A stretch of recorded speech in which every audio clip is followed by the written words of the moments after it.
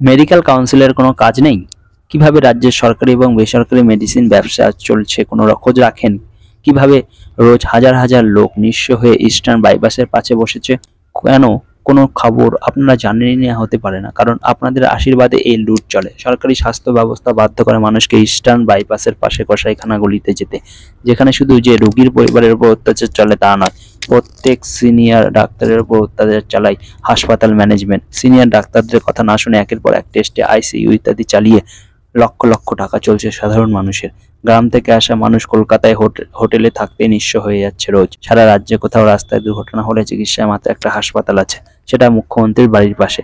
কোচবিহার বা বিষ্ণুপুরে রাস্তায় দুর্ঘটনা হলে আসতে হয় পিজিতে, নইলে মৃত্যু হলে অবশ্য সরকার কিছু ভাতা দেয়। এমনকি মুখ্যমন্ত্রীও সে ঐতিহাসিক সড়ক দুর্ঘটনায় পিজিতে এসেই চিকিৎসা করেন। কিন্তু কোথায় থাকে তখন মেডিকেল কাউন্সিল? এই ডাক্তারবাবুকে ডেকে আপনারা যেটা করছেন সেটা হলো মুখ্যমন্ত্রীর কাছে নিজেকে আরও বংশবদ্ধ হিসেবে তুলে ধরতে। মুখ্যমন্ত্রীর কোনো লাভ হবে তাতে? এরপরে একটার পর একটা ঘটনা কিন্তু আমাদের বিরোধীরা মানুষের কাছে তুলে ধরবে, যা মানুষ ভুলে গেছিল। লন্ডন থেকে কলকাতা সব আপনারা তো নেপই দই মেরে যাবেন, কিন্তু সাধারণ মানুষ কি পাবে?